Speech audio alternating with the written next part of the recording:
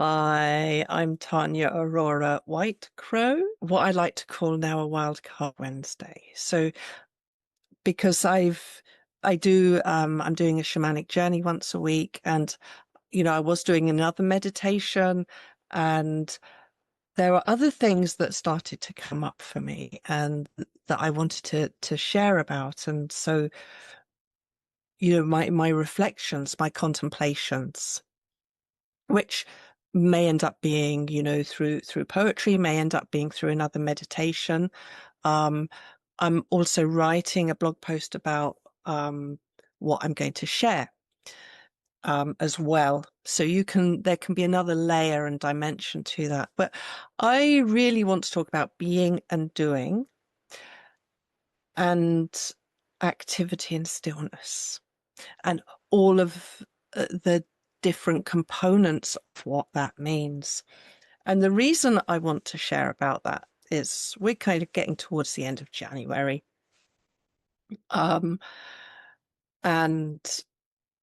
we've already had snow here this winter. I know there's other parts of the world who'll get a lot more snow and cold than we do, but it's winter here, okay? And I returned to this land. I was sort of traveling a lot, and then I came back here. I thought I'd just be here for the summer, and I'm still here, nearly a year later. So I came back last March in 2025. And I spent a lot of time in beingness and stillness, which, it was summer. I had a lot to integrate. I had a lot, of things that I needed to absorb. But I was often curious, in the summer, this is the time of, activity, and, it's very much the yang, the masculine time of year, which is more about doing. And yet I was in relative like stillness and contemplation, and I was curious, but I was following my sense of being. Okay. And what has been interesting is then over the winter, um, is I've started to get more active, or so it would seem, because I'm still following my beingness, but yet I'm moving into more activity. And so I've been reflecting on that, what is the difference? And what I've started to understand is that being is that more feminine yin part of us. Okay, is that, being, in that place of beingness and allowing movement and activity to come from that place. Doing, I feel, is more to do with mental activity. So you can be still and doing, or you can be still and being, or you can be active and still in being, and you can be active and in doing. It all depends about, how embodied you are and present you are in your body, or how busy your mind is. And that's not, our mind can be a great tool. Okay, it can help us, especially if we've got administrative work to do and things on a computer. Our mind is a great tool. But what I'm talking about is that kind of over busyness of mind, that kind of habit energy that many of us have been conditioned into. And as I kind of reflected on that, what I also became aware of is then there's the bigger cycles. Okay. So here in the Northern Hemisphere, we have the summer, which goes from the spring equinox in March to the autumn equinox in September. And then we have kind of the winter, which is the more yin, rather feminine cycle that moves from the September equinox, the autumn equinox, through to the spring equinox. And also I live quite far north. So in midwinter, um, we might get, say, about 4 or 5 light hours, daylight hours here.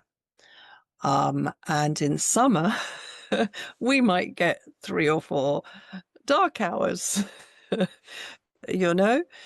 So that beingness or that activity, so what's perceived to be a lot could be stretched over a longer period of time. If you're only being active, say, I'm talking about the summer, if you're only being active during daylight hours, so you could say have about 6 hours of activity and it doesn't feel like much because there's so much light.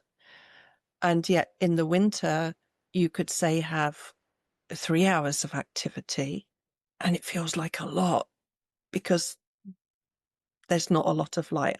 It's that perception of, what is being and what is doing and what is activity and what is stillness. And so there is naturally a lot more stillness in the winter, even if we appear to be very active. And one thing I've learned a lot since I've been here, because I'm living in a camper van. This is a shepherd's hut, so it's just really a small room on wheels. It's my kind of office, my medicine room space. I also have a shipping container, which a lot of my stuff is stored in, and there's this old sort of partially derelict house that I'll gradually restore at some point. So that's kind of my setup. So I'm moving between rooms, if you like, but I'm having to go outside, and there's not a lot of thick wall insulation. And where I was living before, I was used not to having central heating. So I'm kind of used to having move. This is sort of a next level, I guess, of moving into this sort of environment. But I am literally a lot closer to nature, to the earth. There's less separation. And because of that, what I'm noticing is the birds. And the birds are my teachers. And what I've noticed with them is during the summer storms, how they always find a gap in the weather. And they'll, even if it's still raining, but they'll find that gap where it's raining a lot less than it is the rest of the time. Or if it's windy, they'll find that moment when the wind drops, and that's when they move, and that's when they go up, and that's when they have their activity. They're still very much in their presence, in their beingness, because they're so tuned in. And the same is happening over winter. Not hearing a lot of birds a lot of the time, and yet if there's a lovely, still, sunny day, which is relatively rare in winter, but they do happen, they're all out and they're busy and they're singing and it's like almost like a brief summer again. And there's a lot of wisdom in that. This activity and stillness weaves itself through the day as well as through the seasons. These sort of peaks and troughs that happen. And I feel if we try and limit ourselves like, this is the middle of winter, we need to be being, which means being still, and we're not following ourselves, we're limiting ourselves. And it's the same in summer. If, I've got to be out, I've got to be busy because the days are long, it's dry, it's sunnier, it's warmer. And if we're not following ourselves, again, we're limiting ourselves. And it's there's a lot of belief systems that we still need to break down around this. And this is what I've really been reflecting on, because and really this is what I've learned being here, and understanding the intricacies and the differences between that language, that terminology, and the sort of the deeper meaning. And, you know, that being and doing is very much from kind of Eastern Buddhist traditions, like particularly Zen, I believe, having been in a Zen Buddhist tradition myself for a long time. And I feel as Westerners, we won't understand the complexities of what that means enough. I think we make our own assumptions around that, which limit us. So sending you much love. I'll put the link to the blog post below. I'll probably say the same thing, but again, in the written word, it can land differently. All right. Thank you for listening.